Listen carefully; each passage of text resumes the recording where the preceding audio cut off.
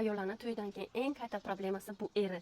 To'ydan keyin avtomaticheskiy bitta bolali odamga kiradi desam bo'ladi. To'ydan keyin ayol kishi такой idealniy kelin bo'lib, 2-3 marta ovqat pishirib, bir tarafdan qaynona qaynotani ko'ngillarini olib, ular uchun harakat qilib. Erkaklar esa to'ydan keyin homila bo'lsag'im, hoy demayman-da, sabr qilishni o'rganishing kerak-da.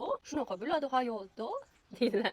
Hech qachon uylarda hech qanaqa qonun qoida yo'q insonlarni siz kelganingizdan keyin sirali qanaqadir qonun qoidalar chiqadi. Uyda obnoq qilish mumkin emas, bizlarning uyda obnoq qiladilar. O'zi qaynonalar, erlar, bular chista egoist insonlarda. Uydan oldin hammalar opoq-cho'poq, "Oy, assalomu alaykum, xush, xudojon, xush kelinlarjon." Ana shunday deydilar. To'ydan keyin esa sabr qilish kerak. Bu o'yladi mana shunaqa bo'ladi.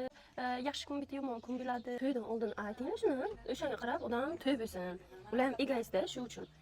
To'ydan keyin qilib bo'ladigan joyi yo'q, qisib o'tiradi deydilar. To'ydan keyin birovga ajrashsa, u qiz emas yoki nimadir не то. 1 yil ajrashdan tug'ib bilmaydi, или nimadir eri ushlab olgan. Hech qachon erkak kishi vinoat bo'lmaydi. Va mana shunaqa qizlar hech qachon to'ydan oldin berilgan va'dalarga ishonmanglar. И плюс o'ylamanglar, что hech qachon sizlar qaynonangizni, qaynotangizni qanaqadir qizi bo'lasiz, shunday sizga mehr beradilar.